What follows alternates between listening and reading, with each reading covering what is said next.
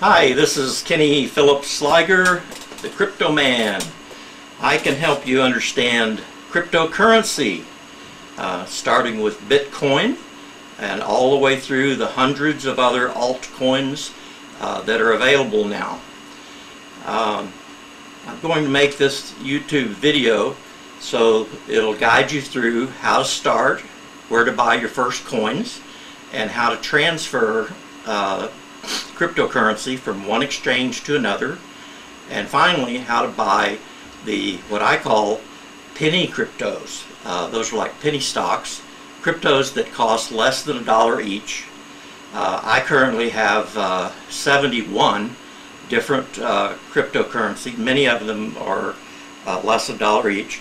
If you can see on my shirt here, a lot of them are listed there, and I will guide you to my blog and my website where you can learn lots of more information and see others' YouTube videos and webinars on this exciting new field of cryptocurrency. It all started back in 2009 with something called the Bitcoin. It's B-I-T-C-O-I-N, and it was created with an underlying structure called the blockchain. There are lots and lots of books on Amazon about cryptocurrency. One of my favorites is this one called Crypto Assets. There's Bitcoin for Dummies. There's Bitcoin Bible. I started out buying 4 of those books. And I should note here that I have not been doing this very long. I got a phone call from Lee, my wonderful ex-wife. I'm probably the most happily divorced man in the world. About the middle of December, she called me and asked me if I knew anything about Bitcoin. And I said I'd heard of it, but I'd never really looked at it.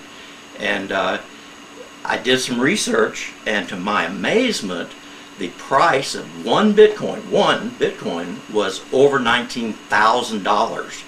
And I looked at the chart, and back in January of 2017, the price of a single Bitcoin was less than $1,000.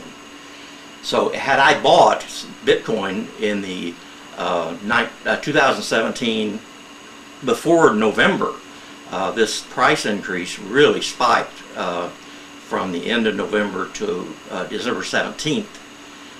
Now, I decided at the end of December that I would get involved, and the best way for me to learn things is to get involved and actually do it.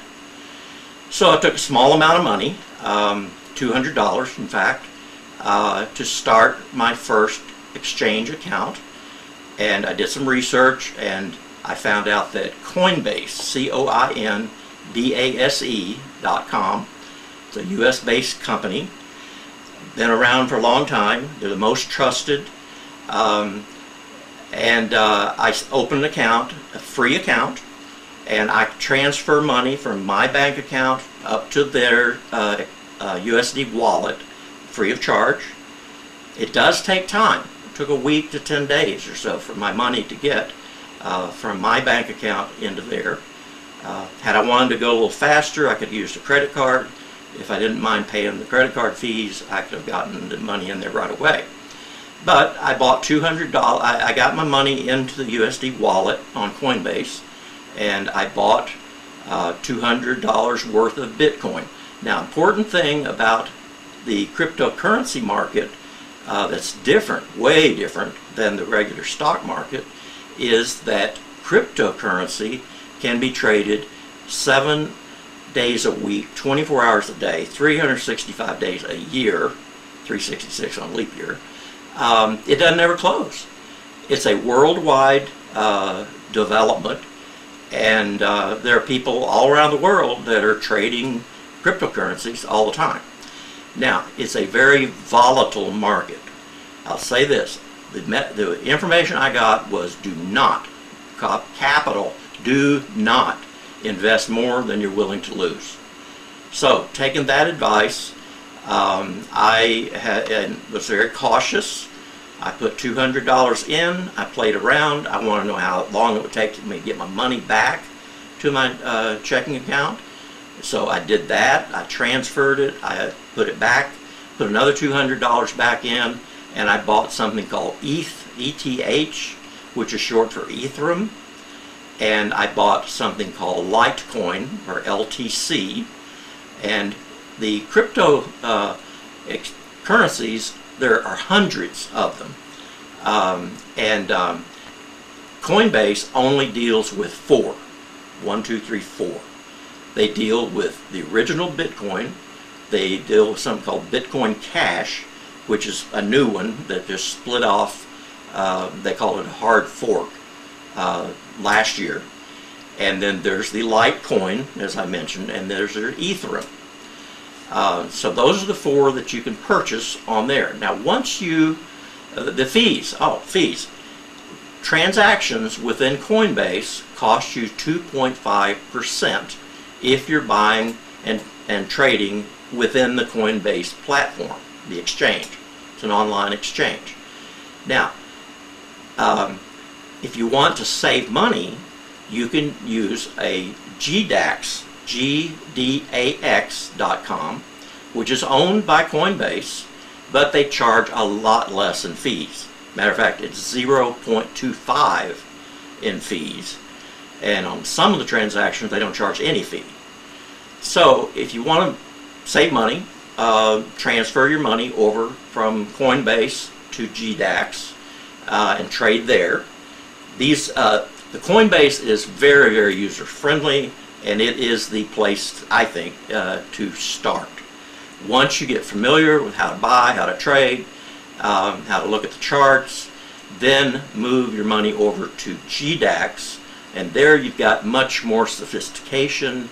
You can place limit orders. You can do all kinds of things that you can't do in the Coinbase. There's more sophisticated. Now, once I played around with the 4 major cryptocurrencies, then I decided I wanted to get involved with something called penny cryptos, or like penny stocks. These sell for under $100 each. Matter of fact, I bought one that we got like 100,000 coins for like less than $100. So $100 is plenty of money to get started learning. And I look at this as, if you go to school, you're going to pay tuition. Investing in cryptocurrency, especially if you consider that everything you put in there, you might lose. But just consider it an educational expense. So I'm down right now because January 16th we had a big crash and the market has not recovered. There's a big pullback, about 50%, and it's not recovered. But I am not panicking. I'm not selling my stuff. I'm just keeping my crypto, and they call it hold, H-O-D-L. Someone misspelled it and that spelling stuck. So I'm just holding, and currently I have 71 different cryptos that I'm holding. Now, how do you keep track of that many cryptos? Well, it's easy, easy.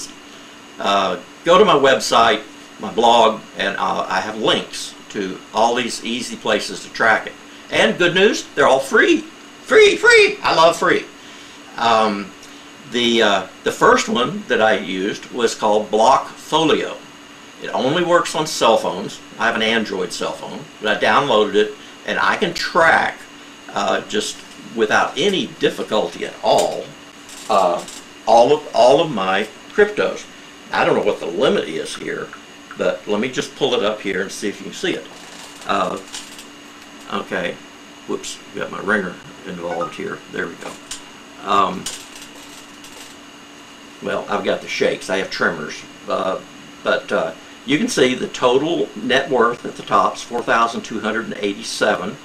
That's the amount right now that I have, and you can see the cryptos are sorted I can sort them by alphabetically. I can sort them by percentage gain or loss.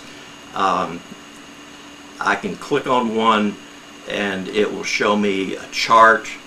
So it has a lot of basic little functions that you can do. No data on that particular one, but let me click on price. I'm going to click price again, and one more time. Okay, now you can see the green indicates that, well, darn, I need an assistant. Okay, the green indicates that those are positive with gains.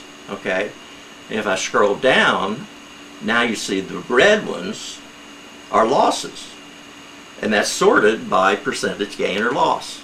I can make a whole nother video on just Blockfolio. The other two are PC based and probably run on Mac as well. They are CryptoCompare, Crypto, C-R-Y-P-T-O, compare, COMPARE.com. Free of charge to use.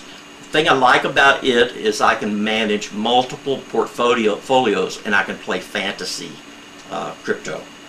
For example, I put my own crypto in there, and then I put one in for my friend Greg, and I put one in for my friend Jim, and one for Lee. So, and then for my sister-in-law. So I had like 4 of them, and I can watch those, but the only ones that are real are Greg's and mine.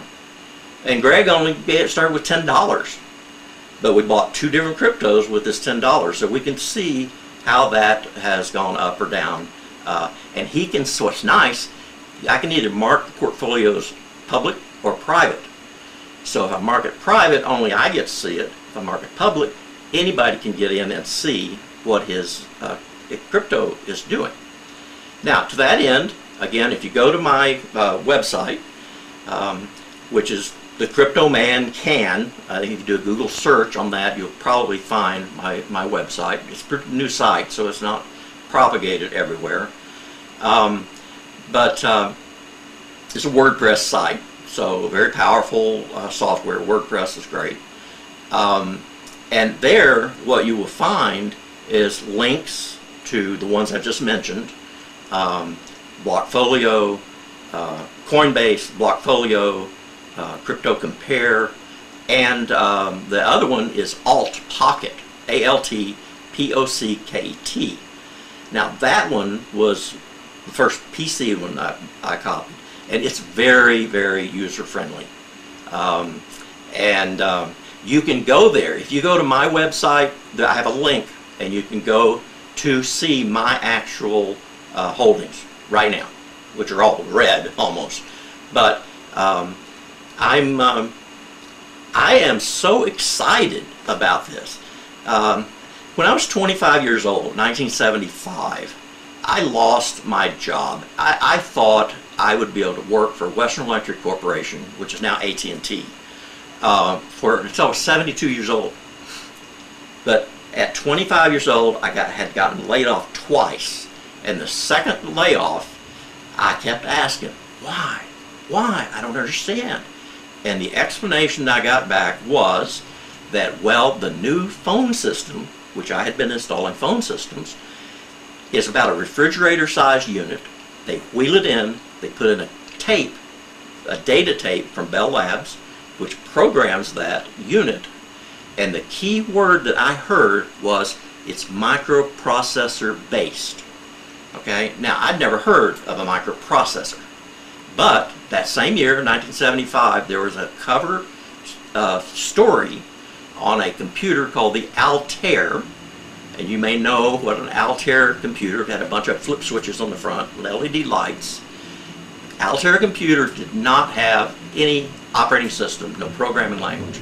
This is the computer that Bill Gates left Harvard and went to Arizona, Albuquerque, and wrote the basic, which is beginner's all-purpose symbolic instruction code, which was originally developed at Dartmouth University. But Bill Gates took that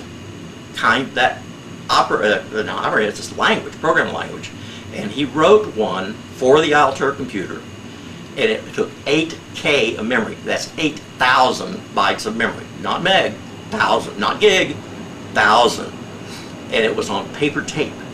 He programmed it on timeshare using a teletypewriter. Now, I was in this so early that I got the first version of BASIC I got was the 8K BASIC on paper tape. Now, the procedure back in those days was you flip switches and hard code in the loader. Then you put in something called the bootstrap loader, which gave it a little error checking.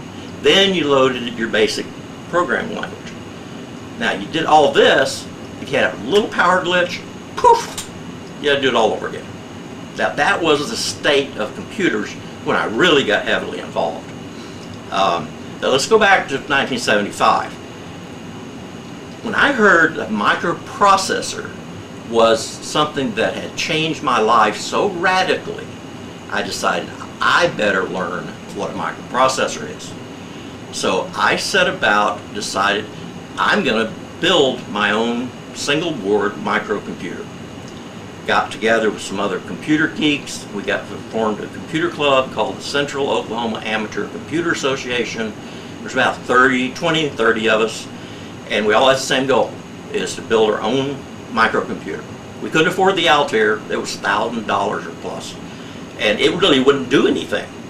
So the computer I ended up making was 8.5 by 11, had 2 hexadecimal displays, had a 16-digit hexadecimal keypad, and my goal was to build it for $100. I ended up spending $115, just a little bit over budget.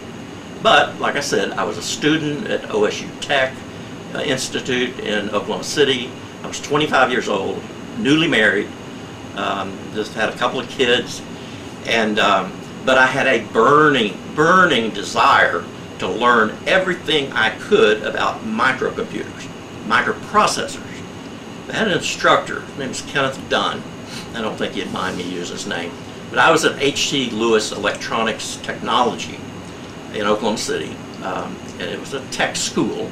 I went to this after flunking out at Stillwater, Oklahoma State University. Did a little too much partying and drinking. And I was too young. I graduated high school when I was 17. Went off directly to a 4 years, university, and I couldn't handle it. But anyway, I landed in this tech school. Well, the tech school was great because that got me a job at Western Electric, which lasted 5 years. And then that got me into microprocessors. Now, the significant thing about this microprocessor board that I had to develop it, but I built, was that it used the 6502 microprocessor. Now, ever hear of 6502? It was designed by Chuck Peddle, I think that's his last name. Anyway, it's the processor that was used in the Apple I, and it's the one was selected for the Apple II. And I knew how to program that processor. I learned it by machine language. There was no BASIC, there was no assembler, there was no disassembler. But I learned the code. Like an A9 is load accumulator or something. Logical shift left, logical shift right. I was able to turn on LEDs off and on, make them chase each other, do all kinds of things in the real world with my little circuit board. Now, I imagine that someday there would be a need for someone to interface microprocessors to the real world. And being a technician, that's what I set out to do. And so I started going to junkyards, anything that looked like computer stuff that could be used to build computers, I would buy. I had a Chevy pickup truck, and I would go to the junkyard and I would stack up a whole big pile of stuff, and then I'd get them to give me a price, and then I would say, okay, how much for half of that pile?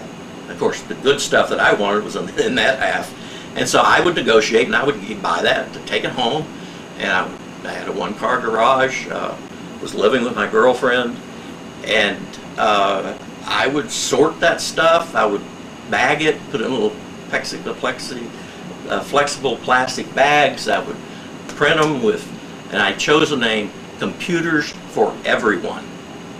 Now, little did I know, matter of fact, I didn't know how to spell the word computer, I misspelled it, but that things like email, I imagined them coming, but email, social networks, I mean, on and on and on, PayPal, Amazon, that all of those things would develop out of this microprocessor. Now, one day at the computer club meeting, there's a guy with a big afro, white guy, big afro. He stands up in the meeting and he says, I want to invite all of you to come to the grand opening of my retail computer store here in Oklahoma City. So I went and I introduced myself and I said, Charles, I would like to become your first employee. I said, I don't want to be paid any money, but you're going to have a time where somebody's not going to want to buy a kit or they build one and it doesn't work. And I want to become the first employee, and I want a stock option. I want to own 10% of your company. And on a handshake agreement, you know, he called me not too long ago, 2 or 3 weeks, and he said, hey, I got somebody here that needs help. Can you help them? I said, sure. So I went over there, looked at it all over and figured it out, helped the person, whatever it was. I didn't charge them anything. But to me, that is the cost of education, is you get out there and you do it. And not knowing whether anything will lead to it. There's a motivational speaker, not alive anymore, but his name is Zig Ziglar. And he used to say, you can have anything you want in life if you just help enough other people to get what they want. Zig Ziglar. And matter of fact, he said, HEP. If you just help enough other people. He was a guy from Texas. Matter of fact, I've got that printed on the bottom of my business card. Because that is my goal, is as I'm learning about cryptocurrency, I'm wanting to teach others, and in that process, it'll reinforce what I've learned. Okay? So, in that end, I put up a blog. I started calling myself The-CryptoMan. I'm Kenny Phillips Sliger. The-CryptoMan CAN help you understand the Bitcoin, cryptocurrency. But lots and lots of others, and many, hundreds more that I'm learning about. So as I learn them, I'll share that knowledge. Now, I've just recently decided, I watched a webinar this last week, and the person made a comment. He said, if you put something out there for free, immediately people are suspicious of you. He said, if you charge people, then they get value for what they're doing. And so I've decided to charge for my website. I'm not giving it away anymore. You're under no obligation to pay, but I put donate buttons on there. Then in 2002, my son, when he was 17 years old, was diagnosed with glioblastoma multiforme brain cancer. The same cancer that Senator McLean has, that Ted Kennedy died of. The prognosis was he would live about a year. And after 2 brain surgeries, chemotherapy, radiation, a year later he died. He was just turned 18. And it broke my heart, because he was my traveling buddy, and my youngest son. I have 4 children. And so anyway, my donate buttons have to do with that, with his struggle. The Duke cancer, there at Duke University, Duke Hospital is doing a lot of work with curing cancer for kids. And so that's one of my donate buttons. The other donate button is for a little organization here in St. Louis called Friends of Kids with Cancer, and they were very, very helpful when Adam was going through his painful struggle. So I put 2 donate buttons to that, but if you want to donate to something else, that's fine. Donate whatever you want. You can donate hard currency, you can do fiat cash, which is what they're now calling, currency. That's not cryptocurrency. Just do me a favor, let me know what you donated it to and how much, so that I can just kind of get a feel for whether people are seeing any value in what I'm doing on my blog and my website. So anyway, I've gotten really off course here, and I don't have an outline of what I was going to talk about, so this is getting really lengthy. Maybe I can chop it up into a couple sections. Now, the other day, my friend Greg was over here, and I said something. I said, "Have you seen my Apple II?" He said, no. I said, "What's in the bedroom? Let me show it to you." So I went in there, and as I was showing him the Apple II, and Apple had a slogan that said that the ultimate in sophistication. Simplicity is the ultimate in sophistication. And it was so far ahead. It had color graphics. It hooked up your TV through a little device you built called a Pixie Bird. That kept them FCC legal. But anyway, I got involved. Back to the retail store. Okay, I'm now working part-time at the retail store. I'm a computer programmer. I'm still a student. I still got my own little company, Computers for Everyone. And I am just so excited. I mean, I'm pulling all-nighters. I have an unbelievable amount of energy and enthusiasm. So one day, I'm in the computer store, and Charles' wife was there. Yeah, hang on a second, I gotta pause.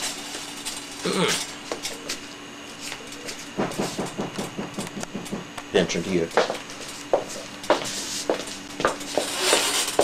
Okay, so my friend Greg just came in, and I was telling you, I told him all this the other day, that I was in the retail store, and Charles called in. He was at the West Coast Computer Fair, and he calls in to say he's going to stay longer.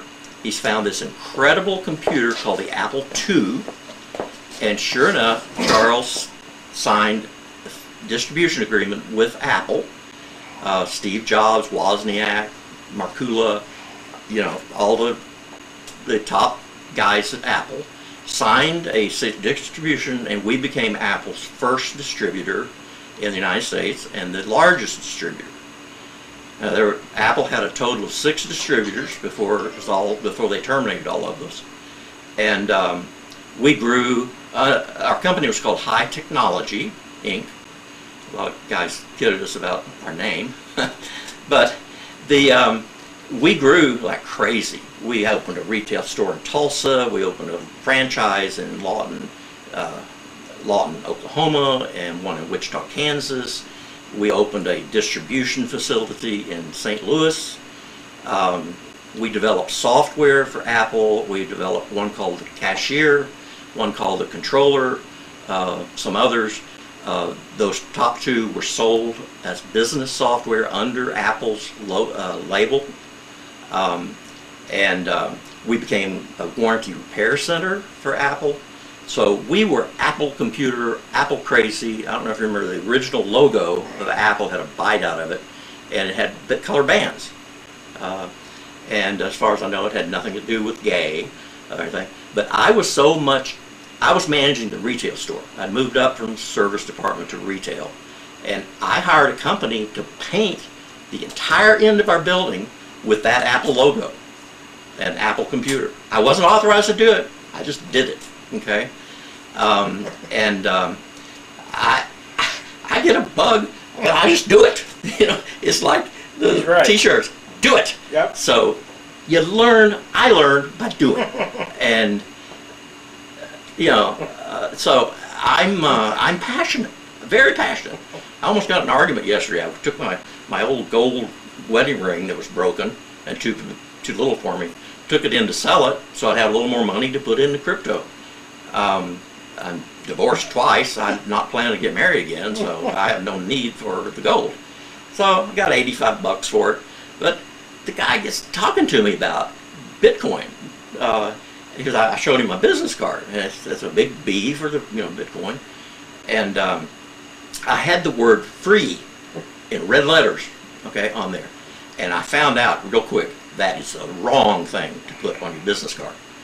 So I've since modified my business cards and blacked out the word free and made it into a little arrow. And I've changed, I put donate buttons on my website now, so I am not giving away my stuff for free. No, I'm not doing it.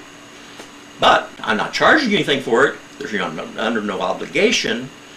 If you want to donate to some of the cause, that's fine. If you don't want to donate, don't donate, that's fine.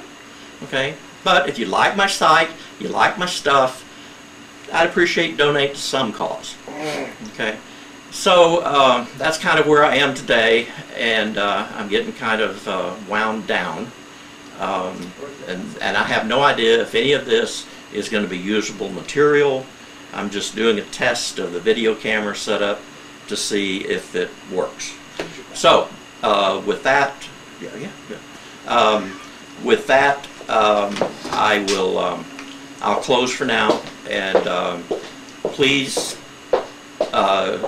When you visit my site, please make a comment. Please tell others about it. My phone number's on there. My email address is on there. So get in touch with me. I'm interested in helping others because I will learn more.